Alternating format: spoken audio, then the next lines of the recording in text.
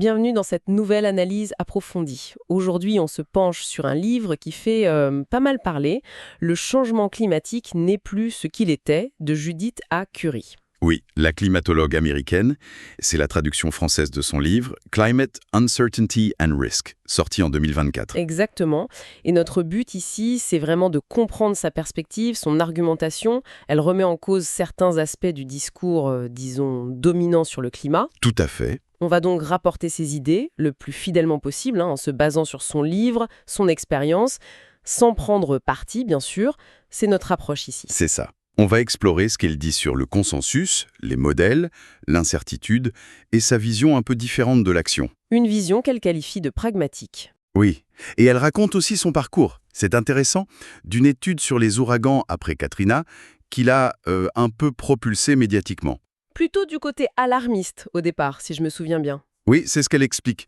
Et puis, comment elle a pris ses distances progressivement avec ce consensus.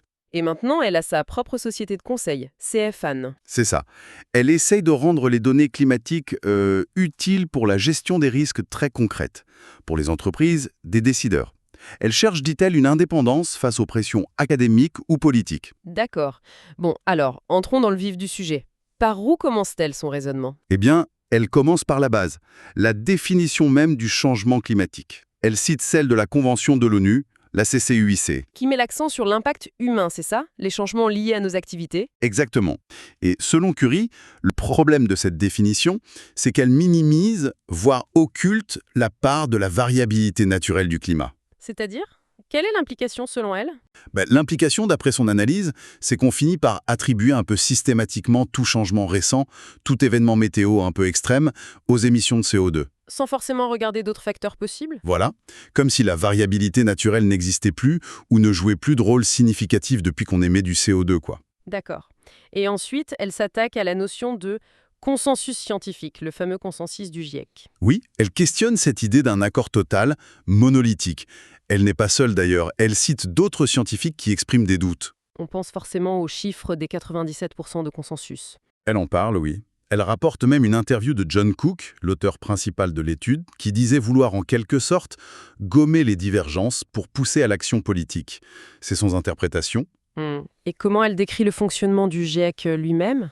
Alors elle s'appuie sur des travaux de sociologie des sciences, notamment Jeroen van der Sluijs. Elle décrit une tendance qu'elle perçoit comme étant celle de dire le consensus au pouvoir. C'est-à-dire? Négocier l'incertitude. En quelque sorte, oui. L'idée serait que l'incertitude, qui est inhérente à la science du climat, serait gérée, négociée en interne pour aboutir à un message clair, certain pour les politiques. Une sorte de vérité de substitution. Ce qui peut mener à un excès de confiance, c'est le risque qu'elle pointe. Elle donne l'exemple de Gro Harlem Brundtland, de l'ONU, déclarant en 2007 que le doute était éliminé. Une affirmation très forte. Elle parle aussi de blanchissement des données. Qu'est-ce qu'elle entend par là? C'est un terme emprunté à Lee Jussim. L'idée, c'est que des informations scientifiques initialement nuancées, prudentes, avec des incertitudes clairement mentionnées, Deviennent de plus en plus simples et affirmées en passant dans les résumés pour décideurs, puis dans les médias. exactement. Le message se simplifie, se durcit. Elle cite l'exemple de Richard Toll, un économiste, qui avait demandé à retirer son nom du résumé pour décideurs de la R5, le 5e rapport du GIEC. Pourquoi donc? Parce qu'il estimait que le message initial de son chapitre, qui mettait l'accent sur le rôle de la mauvaise gouvernance et du sous-développement dans les impacts, avait été, selon lui, transformé. Transformé en un message beaucoup plus centré sur l'urgence de réduire les émissions, plus catastrophiste selon ses mots. C'est une critique assez précise du processus de synthèse. Oui. Et pour illustrer les pressions qui peuvent exister contre la dissidence scientifique, elle fait un parallèle intéressant, même s'il est sur un tout autre sujet. Lequel? Les origines du Covid-19. Elle rappelle comment, début 2020, l'hypothèse de l'origine naturelle a été très vite mise en avant, très fort. Rendant difficile, selon elle, de discuter d'autres pistes comme la fuite de laboratoire. C'est ça. Pendant assez longtemps, c'était presque tabou, dit-elle. L'idée générale, c'est de montrer qu'il peut y avoir des risques professionnels réels pour les scientifiques qui contestent un consensus établi. Difficulté à publier, à trouver des financements. D'accord. C'est un point important sur la dynamique de la recherche. Alors, après le consensus, elle en vient aux outils, les modèles climatiques. Oui, un gros morceau de son livre. Elle explique que ces modèles, les MCG, sont hyper complexes, mais qu'ils doivent forcément simplifier certains processus. Les nuages, les précipitations fines, des choses trop petites ou complexes à simuler directement en fait. Tout à fait. Et ça se fait via des paramétrages. Et c'est une source majeure de différence entre les résultats des différents modèles. Et il y a aussi le calibrage de ces modèles. Exactement, le tuning en anglais, une étape cruciale. Elle cite Isaac Held, un grand modélisateur, qui expliquait en gros que si un modèle, après réglage, n'arrivait pas à bien simuler le climat du XXe siècle, eh bien on le mettait de côté. D'accord. Mais alors, quelle est la conséquence de ça selon Curie? La conséquence majeure pour elle, c'est que le fait qu'un modèle colle bien au passé ne prouve plus vraiment sa fiabilité pour prédire l'avenir. Parce que ce bon résultat pourrait être dû au réglage qui masquerait des défauts du modèle. C'est l'idée. Ça pourrait masquer des faiblesses structurelles compensées artificiellement. C'est une limite fondamentale à avoir en tête, insiste-t-elle. Très clair. Et ça nous amène au scénario d'émission qu'on utilise pour faire tourner ces modèles. Elle parle beaucoup du RCP 8.5. Oui, le scénario souvent présenté comme le pire, le business as usual extrême. Et elle note quelque chose d'important. Sa plausibilité est de plus en plus remise en question. Même par le GIEC? Oui, dans la R6, le dernier rapport, il le considère comme de faible vraisemblance. Et les experts en énergie, comme l'AIE aussi, ils reposent sur des hypothèses jugées peu réalistes, comme multiplier par plus de 6 l'usage mondial du charbon d'ici 2100. Pourtant, c'est ce scénario qui a dominé la recherche sur les impacts, non? Absolument. Et c'est ça qu'elle pointe. Ce scénario, même peu plausible, a été massivement utilisé dans les études d'impact et a beaucoup marqué les esprits, via les médias notamment. Avec le risque de biaiser la perception du danger vers un alarmisme basé sur un futur extrême mais peu probable. C'est exactement le risque qu'elle soulève. D'accord. Et sur la sensibilité du climat elle-même, le fameux réchauffement attendu pour un doublement du CO2. L'ECS et la TCR, oui. Elle note que le GIEC, dans son dernier rapport, s'est justement davantage appuyé sur les observations passées et les données paléoclimatiques pour estimer ces valeurs. Moins sur les modèles seuls, qui donnaient parfois des chiffres très élevés. C'est ça. Une reconnaissance, en quelque sorte, des divergences et des incertitudes liées au modèle sur ce point. Elle trouve d'ailleurs plus d'intérêt à la TCR, la réponse climatique transitoire. Pourquoi? Parce qu'elle est mieux contrainte par ce qu'on a observé au cours du dernier siècle. L'ECS, qui regarde l'équilibre final dans des siècles, est beaucoup plus incertaine selon elle. Bon, et alors un point qui risque de surprendre beaucoup de gens, Très évident. les événements extrêmes. Que dit-elle là-dessus? C'est sans doute une des parties les plus iconoclastes de son livre. Elle affirme qu'en regardant les données observées sur le long terme à l'échelle globale, Oui. eh bien, il y a peu de preuves solides d'une augmentation généralisée de la fréquence ou de l'intensité de certains extrêmes. Elle parle des inondations, des sécheresses, des ouragans, qui soient clairement attribuables au réchauffement récent. Elle dit même que pour les États-Unis, la première moitié du XXe siècle était pire. Oui, elle cite des travaux qui montrent ça, avec les années 30 et le Dust Bowl, ou les années 50 pour les ouragans, plus d'extrêmes mesurés à cette époque-là qu'après 1950. C'est assez contre-intuitif par rapport à ce qu'on entend souvent. Comment elle explique ça? Elle souligne ce qu'elle voit comme une énigme, une divergence. D'un côté, ces données historiques, qui, selon son analyse, ne montrent pas d'aggravation claire pour certains types d'extrêmes. De l'autre, les modèles qui, eux, prédisent majoritairement une intensification future. Mais alors, l'augmentation des coûts des catastrophes naturelles, elle est bien réelle, non? Oui, tout à fait. Mais pour Curie, l'explication principale n'est pas, ou pas encore prouvée, être une aggravation climatique. C'est d'abord et avant tout l'augmentation de notre vulnérabilité et de notre exposition. C'est-à-dire? Plus de monde, plus de richesses dans les zones à risque. Exactement. On construit sur les côtes, dans les lits des rivières. Et puis, il y a la variabilité naturelle. Ah oui, elle y revient toujours. Oui. Des cycles océaniques comme El Niño, La Niña ou d'autres sur des décennies peuvent moduler très fortement le climat régional, les pluies, les tempêtes, indépendamment du CO2.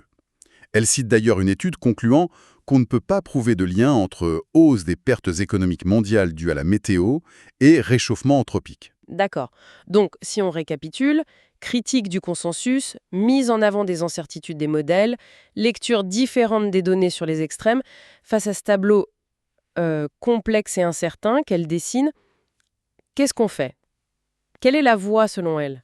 Eh bien, elle est très critique sur l'approche actuelle, focalisée sur les objectifs de température globale à ne pas dépasser. Le 1,5 degré Celsius, le 2 degrés Celsius. Elle trouve ça abstrait? Oui, elle parle même de fétichisme des chiffres, comme si ces chiffres étaient devenus une fin en soi, au détriment des vrais objectifs.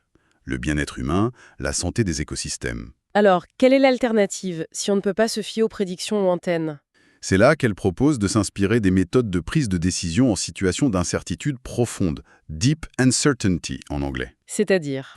L'idée, c'est de ne plus chercher la stratégie optimale pour un futur unique prédit, mais de chercher des stratégies robustes. Robuste? Qui fonctionne à peu près bien quel que soit le futur? C'est ça, ou qui au moins évite les pires catastrophes dans une large gamme de futurs possibles. Et ça inclut de se préparer à des scénarios du pire qui ne sont pas tirés des modèles, mais de l'histoire. Comme des événements extrêmes passés mais qui se reproduiraient aujourd'hui? Exactement. Elle cite l'exemple de l'Arc Storm en Californie, un scénario basé sur une méga-tempête du 19e siècle, ou un ouragan majeur comme celui de 1921 qui frapperait Tampa aujourd'hui, une zone très densément peuplée. Se préparer au pire connu en quelque sorte. Et dans cette logique de robuscence, j'imagine que l'adaptation devient centrale. Absolument, l'adaptation passe au premier plan. Et elle insiste, l'adaptation, c'est local, on s'adapte à des risques concrets, ici et maintenant. Et si lié au développement? Très fortement lié, la capacité à s'adapter dépend énormément du niveau de développement économique et social. Elle donne plusieurs exemples qu'elle juge positifs. Lesquels? Le Bangladesh, par exemple, extrêmement vulnérable aux cyclones, mais ils ont réduit la mortalité de façon spectaculaire depuis les années 70. Comment? Grâce à des systèmes d'alerte, des abris anticyclones construits en masse. Et aussi, souligne-t-elle, grâce au développement économique du pays, financé notamment par leurs propres ressources en gaz naturel, qui a amélioré la résilience générale. D'autres exemples? Ahmedabad en Inde, qui a mis en place un plan canicule très concret après 2010. Ou encore la compagnie d'électricité de Floride, FPL, qui arrive à rétablir le courant très vite après les ouragans. Grâce à quoi? Des infrastructures renforcées. Oui, un réseau renforcé, l'idée d'être safe to fail, accepter la peine mais minimiser sa durée, et une logistique de réparation hyper préparée. Ces exemples sont encourageants, mais elles mettent aussi en garde contre la maladaptation. Qu'est-ce que ça veut dire ? C'est quand une mesure d'adaptation supposée a des effets pervers et au final augmente la vulnérabilité au lieu de la réduire. Ah oui, comment ? Elle critique la tendance à tout imputer au changement climatique global. Ça peut masquer, dit-elle, des problèmes locaux, mauvaise gestion de l'eau, urbanisation sauvage, corruption. Et ça peut mener à de mauvaises solutions. Oui. Elle cite l'exemple controversé de certains polders au Bangladesh, financés par l'aide climat pour protéger de la montée des eaux, mais qui, selon certains experts qu'elle relaie, pourraient empêcher les sédiments naturels de se déposer. Aggravant l'affaissement du sol localement. Exactement. Et donc, potentiellement, augmenter la vulnérabilité à long terme. Elle s'inquiète aussi que l'argent fléché climat ne serve pas toujours les besoins de développement les plus urgents des populations. Le pragmatisme climatique, qu'est-ce que c'est concrètement? C'est une approche qui rejette, selon ses mots, la politique basée sur la rareté, l'idée d'un budget carbone limité, et sur la peur apocalyptique d'un futur incertain. Elle trouve ça politiquement toxique et inefficace. Alors, que faut-il faire à la place? Mettre l'accent sur des actions sans regret, ou gagnant-gagnant. Des actions qui sont justifiées et bénéfiques, quoi qu'il arrive avec le climat futur. D'accord, ça ressemble à quoi ces actions sans regret? Elle en liste plusieurs grands types. Premièrement, l'innovation énergétique, mais vraiment tous azimuts. C'est-à-dire? Explorer et développer plein de technologies bas carbone. Le nucléaire de nouvelle génération, la géothermie profonde, les réseaux intelligents, le stockage. Par contre, elle est très critique sur les agrocarburants actuels à cause de leur impact sur l'alimentation et les terres. D'accord. Quoi d'autre? Deuxièmement, renforcer notre résilience face aux extrêmes météo d'aujourd'hui. Améliorer la gestion de l'eau, rendre les infrastructures plus solides, perfectionner les alertes. Des choses utiles de toute façon. Logique. Troisième axe? S'attaquer aux pollutions réelles qui ont aussi un impact climatique à court terme. Réduire le méthane, le noir de carbone, la suie, certains gaz HFC. Avec des bénéfices directs sur la santé, la qualité de l'air? Exactement. Des co-bénéfices immédiats. Et enfin, quatrièmement, un point crucial pour elle. Favoriser le développement économique, surtout dans les pays pauvres. Pourquoi? Parce que c'est la clé de l'adaptation. Oui, pour elle, c'est le développement qui donne les moyens de s'adapter. Et ça passe par un accès à une énergie abondante, fiable et abordable. C'est une condition sine qua non selon son analyse. Donc, si je résume bien, cette idée de pragmatisme climatique, c'est un peu un changement de focus. Moins sur la prévention d'un futur lointain et incertain via la seule baisse du CO2, et plus sur la gestion des risques présents, l'amélioration concrète de la vie des gens aujourd'hui et l'ouverture d'options pour l'avenir. C'est ça. Améliorer le présent et la résilience actuelle comme meilleure façon de se préparer à n'importe quel futur en quelque sorte. Voilà, c'est tout à fait l'esprit. Bon, pour conclure notre tour d'horizon du livre de Judith Curry, Le changement climatique n'est plus ce qu'il était, on peut dire que c'est une invitation forte à questionner les certitudes affichées. Oui, elle met vraiment l'accent sur les limites de nos connaissances, sur la complexité énorme du système climatique. Et sur le rôle de la variabilité naturelle, qu'elle juge sous-estimée. Tout à fait.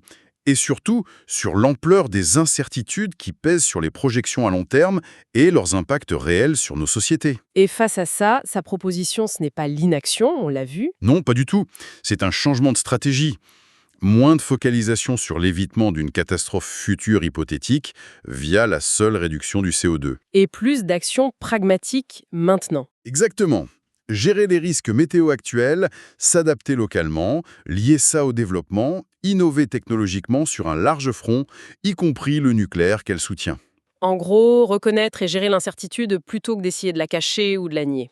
C'est le message central, oui. Accepter qu'on ne sait pas tout et agir en conséquence. Au fond, son travail pose une question plus large, non?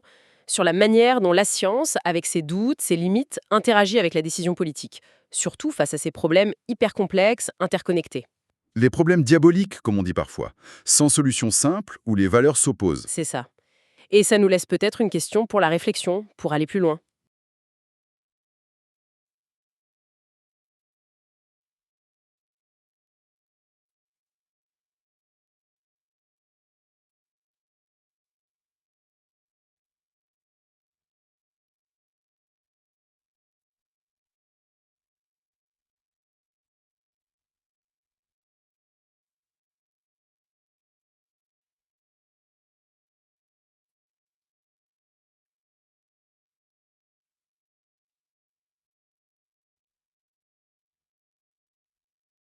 Exactement. Gérer les risques météo actuels, s'adapter localement, lier ça au développement, innover technologiquement sur un large front, y compris le nucléaire qu'elle soutient. En gros, reconnaître et gérer l'incertitude plutôt que d'essayer de la cacher ou de la nier. C'est le message central, oui. Accepter qu'on ne sait pas tout et agir en conséquence. Au fond, son travail pose une question plus large, non? Sur la manière dont la science, avec ses doutes, ses limites, interagit avec la décision politique. Surtout face à ces problèmes hyper complexes, interconnectés. Les problèmes diaboliques, comme on dit parfois, sans solution simple où les valeurs s'opposent. C'est ça. Et ça nous laisse peut-être une question pour la réflexion, pour aller plus loin. Si on accepte cette idée d'une incertitude profonde sur le climat de demain, comme le suggère Judith Curry, comment est-ce qu'on peut concevoir des stratégies d'action? Des stratégies qui soient non seulement robustes face à plein de futurs possibles, mais qui améliorent aussi notre présent très concrètement. Et qui préservent le maximum d'options pour les générations futures. Voilà.